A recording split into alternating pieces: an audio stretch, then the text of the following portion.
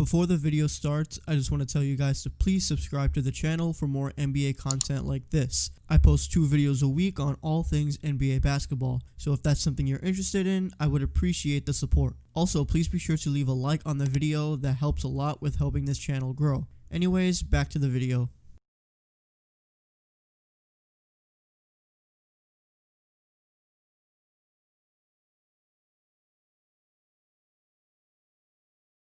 So with the NBA season starting off in just a couple of days, I figured that it's time to do what you do at the beginning of every season, which is the predictions for the different conferences. And today we're going to start with the Eastern Conference, which for the first time in a few years, it's actually going to be pretty hard to predict because a lot of people can agree on, what the top is going to look like, but for the first time in a while, it's going to be hard to predict what the bottom of the seed is going to look like because a lot of teams made a lot of different moves this year, and it really changed a lot because certain trades happened in the past week or two that really kind of threw a wrench in a lot of people's predictions. So I'm going to do the best I can to do my prediction for the East, my top 8, and I'm not going to be taking into account potential play-in tournaments. This is just my 8. I'm going to be wrong. I already know it. Some factors are going to happen that you can't predict, and I'm going to be wrong, but this is the best prediction that I have right now. Don't hold me to this because I know I'm going to be wrong, and don't roast me too hard in the comments.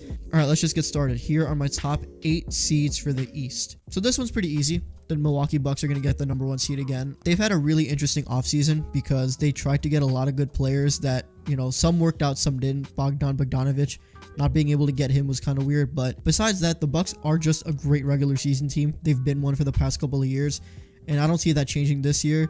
They did get better, marginally better, but still better. And, the way the team is set up, they've always done really good in the regular season. Giannis is going to get better and better. And there is a chance he could be a 3-time MVP back-to-back-to-back, which would be really interesting. It's rare, but it is really interesting. They did make some solid upgrades with Jrue Holiday. And I do think that, they're going to just be at the top of the East again with the way they are in the regular season in general. I do see them, staying up top. And, for them, the regular season isn't the concern. The biggest concern for them is just how they do in the playoffs, but that we'll talk about later. But yeah, I see the Bucks taking the number 1 seed again for the 3rd year in a row. 2nd seed, I have the Brooklyn Nets, which is a big jump. Obviously, it's going to be easy to determine why. Kyrie Irving and Kevin Durant, they look very, very good in these preseason games. And look, you don't want to read too much into preseason games, but they look really good together. And look, there are going to be some issues that come up. Kyrie burning Sage before games might be the trick for them because if you watched that game last night against the Celtics, oh my god, Kevin Durant looks like he just did not get hurt at all. And look, I don't want to jinx anything. I hope he stays healthy throughout the entire season. Same with Kyrie Irving. But, those 2 stars look very good together. Their team overall is pretty deep. They have a lot of reliable guys. Dinwiddie, Karis LeVert, Jared Allen, DeAndre Jordan. They all look great. So, it's hard to bet against Kevin Durant regardless of the injury. So, yeah, I have the Brooklyn Nets taking the number 2 seed. At number 3, I have the Eastern Conference champion Miami Heat. And this makes sense. I don't want to make the mistake that I did last year of underrating them because I had them 4th or 5th, I think, which is where they ended up. But I didn't still think that they'd be as good as they are. They weren't as great in the regular season as they were in the playoffs because that's when everyone started to realize how good they are. But, now that everyone knows how good they are, after they made the finals last year and after the moves they made, which were pretty solid, bringing in people like Avery Bradley, so they have some solid guard depth now and more wing defenders. So I think they're in a really good position to be just as good as they were last year, maybe even better. And, I think that now that people are paying attention, they're not going to underrate them. Same with me. So yeah, I have the 3rd seed as the East. Jimmy Butler and Bam Adebayo are going to get even better, which is going to be a sight to see. Tyler Hero is going to get better. Their new rookie Precious looks pretty good. So yeah, the Heat are definitely going to be the 3rd seed right now. At 4, I have the Boston Celtics. This makes sense. I would have had them actually at the top 3, maybe even 2. The issue is with Kemba Walker being out for we don't know how long, probably until next month, maybe even a little bit later. I think losing him is going to be a big loss. But they still are a solid team. I hope that Tristan Thompson comes back soon because they were hoping to get someone like a Miles Turner in the offseason, which didn't work out because they ended up losing Gordon Hayward. And I think that might hurt them a little bit, and also Kemba being hurt. But Jason Tatum is getting better and better every single year. Jaylen Brown is becoming even better every year. That alone makes this team so good. And then you also have the depth that they have. They have Daniel Tice, who's been contributing well. You have Marcus Smart, who was terrific in the playoffs. The Celtics are still a very good team, and while there's more competition in the East this year, I still would not count out the Celtics to be a top seed in the East and potentially, a championship contender, because to me, they still are. After the Celtics, I have the 76ers, and to me, they made one of the biggest improvements in the East. The reason I had the Sixers at 5 is because there's still uncertainty about the James Harden situation.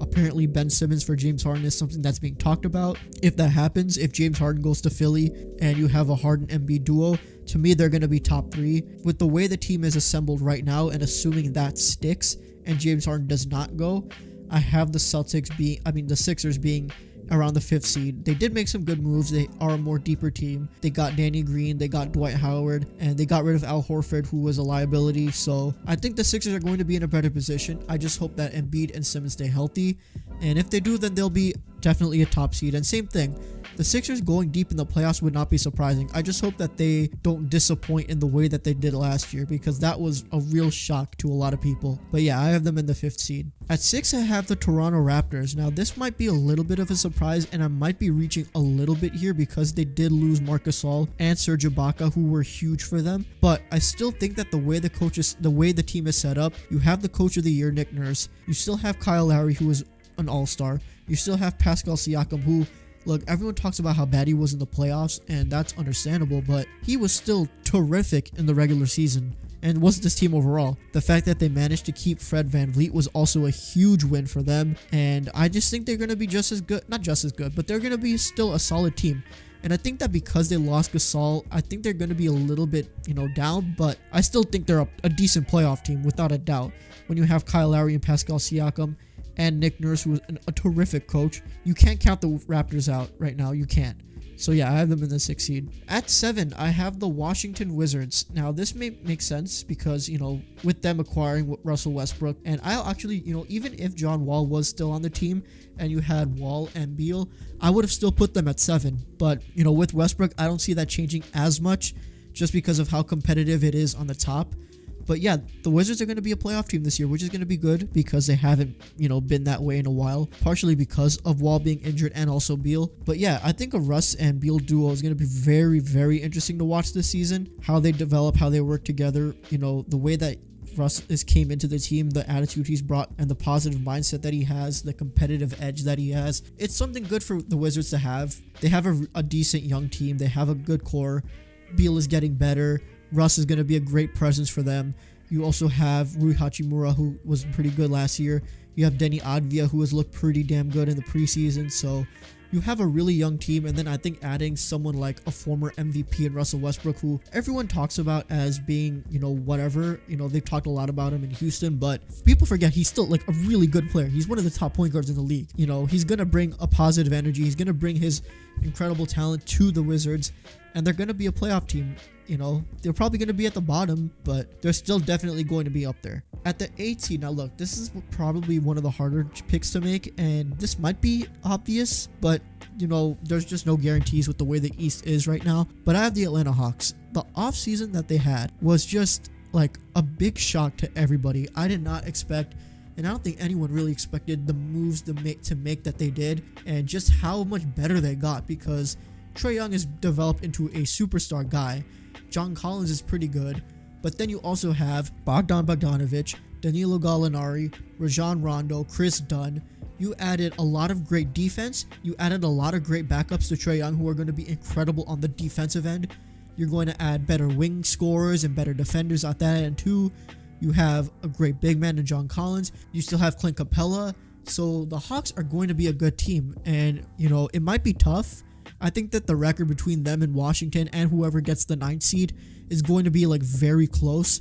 And I do think it'll come down to a play-in tournament. But the way the team is set up right now, it's hard to bet against the Hawks making the playoffs just barely.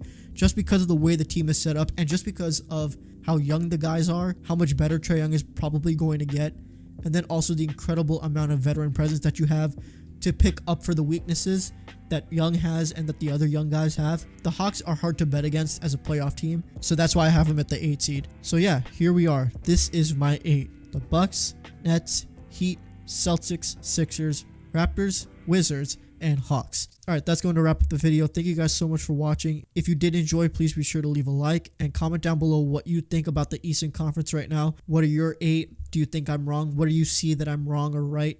I'd love to hear your thoughts about it in the comments. And if you haven't already, please be sure to subscribe to the channel and turn on your notifications so you don't miss an upload, especially with the NBA season being just days away. Thank you guys as always for the continuous support, and I'll see you guys in the next one. Peace.